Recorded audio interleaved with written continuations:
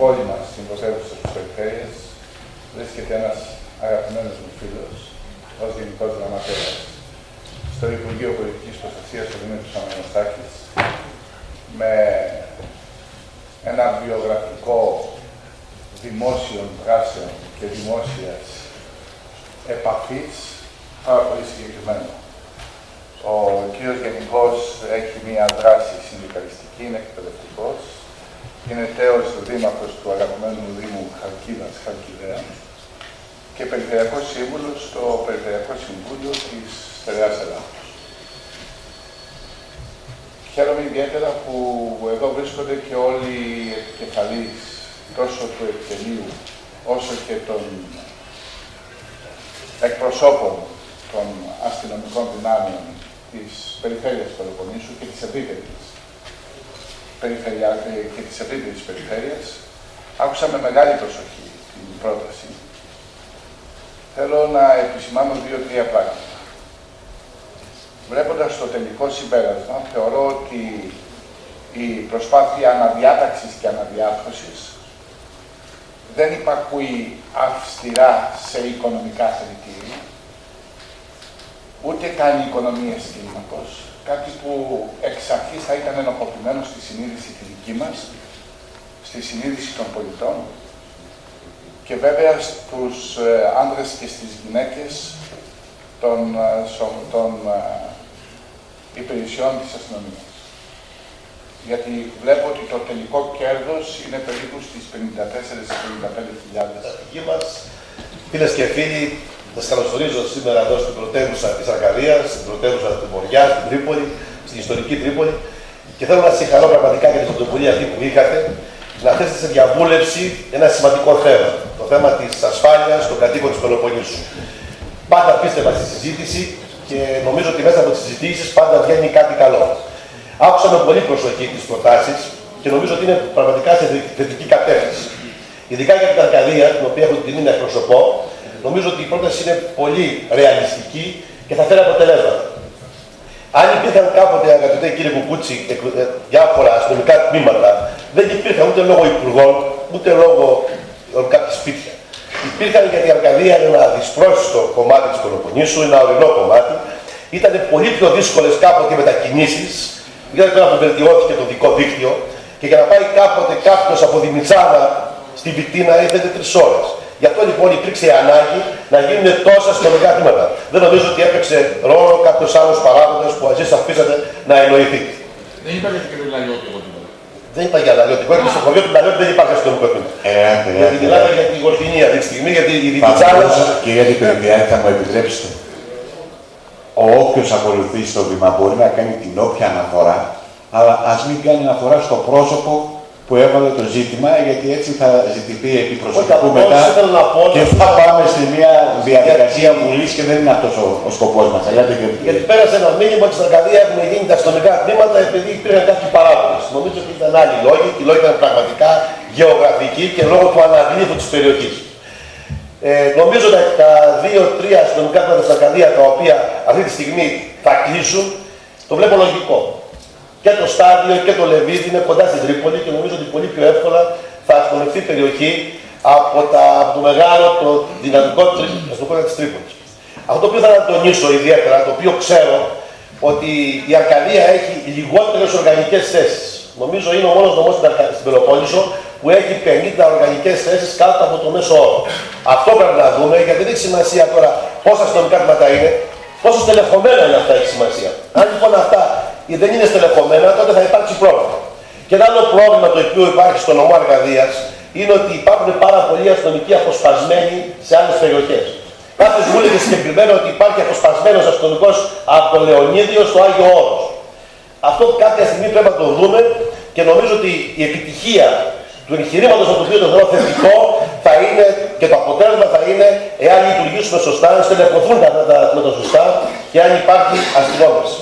Να μην σας πάω τον χρόνο, πιστεύω ότι είναι σε θετική κατεύθυνση και το χαιρετίζουμε. Και πάρα πολλά και τη συζήτηση που έγινε, γιατί είναι σημαντικό να συζητάμε με τους πολίτες και με τους φορείς ό,τι αφορά αυτούς.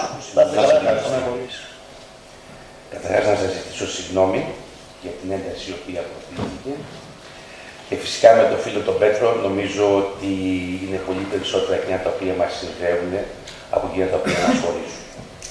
Βέβαια έχουμε συναντηθεί σε άλλους χώρους με τον κύριο Πέτρο, τον κύριο βουλευτή της Μεσσηνίας, και νομίζω ότι τότε είχαμε μια πάρα πολύ καλή συνεργασία, την οποία ευελπιστώ ότι και τώρα μπορούμε να έχουμε. Κύριοι, καλώς ήρθατε. Εκ μέρους του Δημάρχου μας, του κύριου Παδί, σας καλωσορίζουμε. Είναι τιμή για την πόλη μας το ότι επιλέξατε να κάνετε αυτή τη διαβούλευση, την ανακοίνωση, τη συζήτηση στην πρωτεύουσα της Περιφέρειας Πελοποννήσου και σας ευχόμεθα όλα όσα έχετε σχεδιάσει, όπως είπε και ο κύριος Περιφερειάρχης, όπως είπε και ο κύριος Αντιπεριφερειάρχης μας, να ευοδοθούν. Βέβαια, επειδή και εγώ χρόνια είμαι στα κοινά και επειδή χρόνια σας παρακολουθώ και επειδή χρόνια πιστεύω ότι τα πάντα βασίζονται στην πειθαρχία και συνηθίζω να λέω ότι στρατός απίθαρχος δεν μπορεί να είναι στρατός. Αστυνομία απίθαρχη δεν μπορεί να είναι αστυνομία. Οικογένεια απίθαρχη δεν μπορεί να είναι οικογένεια. Κύριοι, καταβάλλετε μια μεγάλη προσπάθεια και στο παρελθόν.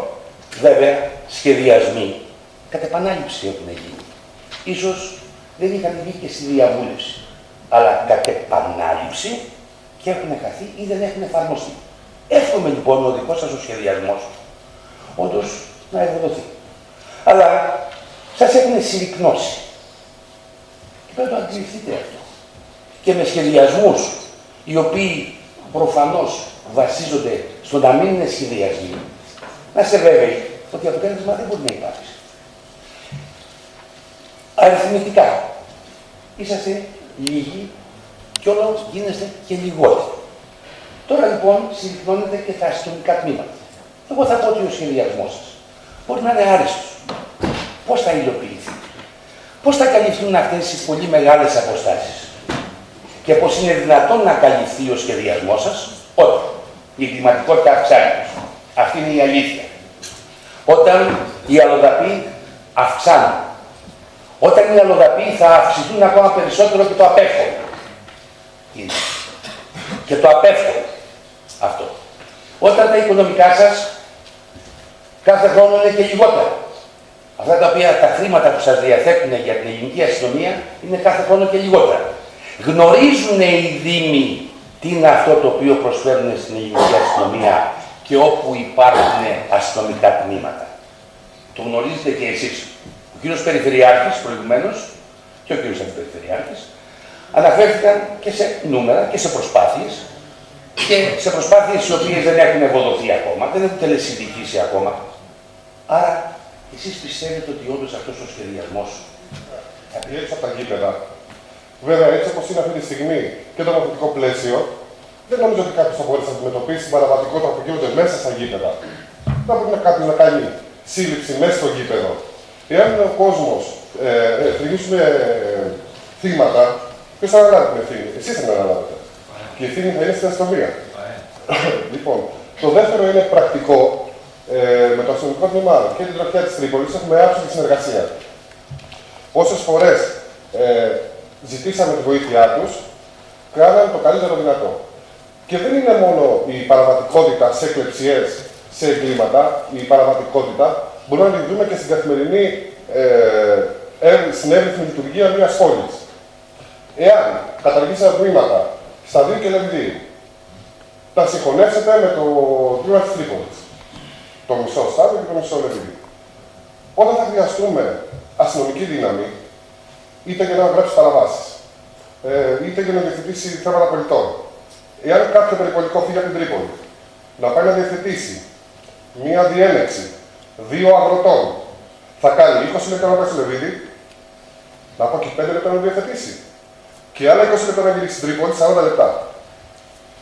Εάν είναι ακόμα πιο μακριά, αυτός ο χρόνος πολλαπλασιάζεται λόγω οδικού δικτύου. Οπότε, καταργώντας αυτά τα αστυνομικά τμήματα, εάν είδα καλά και στον πίνακα, η εξοικονόμηση είναι 3,5% στον προϋπολογισμό. Αυτό βέβαια για το Δήμο Τρίπολης θα πολλαπλασιαστεί. Το 3,5% θα το απορροφήσει ένας άλλος φορέας του ελληνικού δημοσίου, το οποίο είναι ο Δήμος Τρίπολης.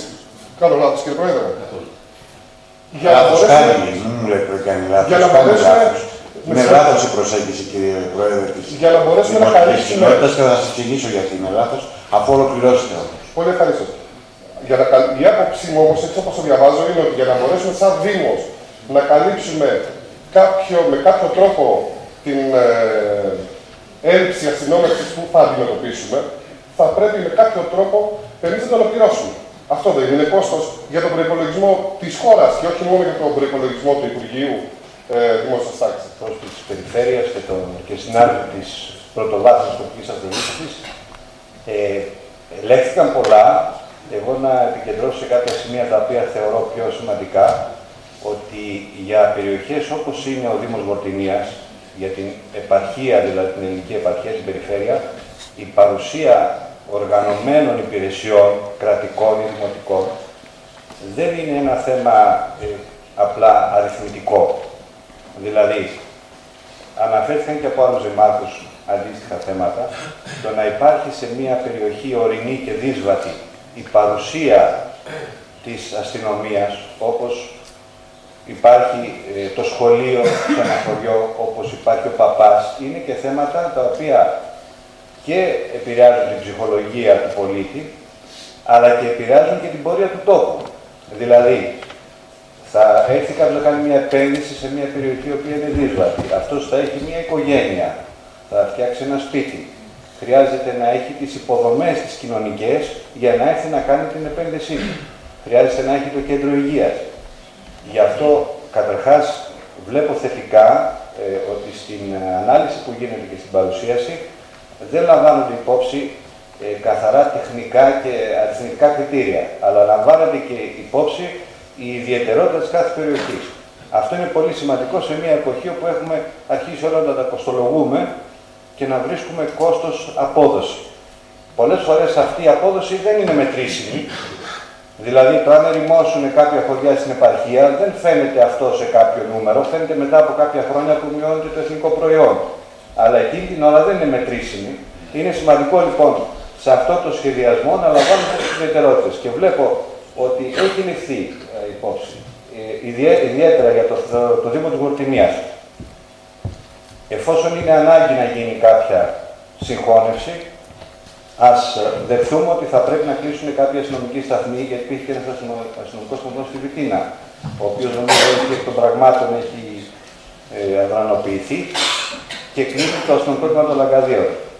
Είναι σημαντικό το ότι διατηρείται το αστυνομικό τμήμα στα Τρόπαια, το οποίο πρέπει να ενισχυθεί, γιατί πιάνει μια ιδιαίτερα δύσβατη και απομακρυσμένη περιοχή.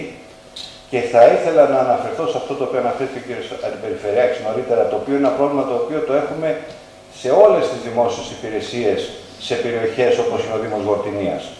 Και οι δάσκαλοι στα σχολεία, η δύναμη η οποία αναφέρεται στα χαρτιά είναι 50 και άμα πας στο σχολείο βρίσκεις 20, και τα αστυνομικά τμήματα, η οργανική τους δύναμη και το προσωπικό, εάν δείτε στα χαρτιά σας τις μισθοδοσίες, θα μισθοδοτείτε 50 ας πούμε, και αν έρθετε στη Βορτινία στα αστυνομικά τμήματα, η μισή από αυτούς και μπορεί και παραπάνω είναι αποσπασμένοι σε άλλες υπηρεσίες. Οπότε γίνεται ένας σχεδιασμός με βάση τις ανάγκες της περιοχής και βάζουμε μια οργανική δύναμη, λέμε εκεί πρέπει να είναι 30 αστυνομικοί. Το θέμα είναι, εάν αυτοί οι 30 δεν είναι εκεί, δεν δουλεύει ο σχεδιασμός.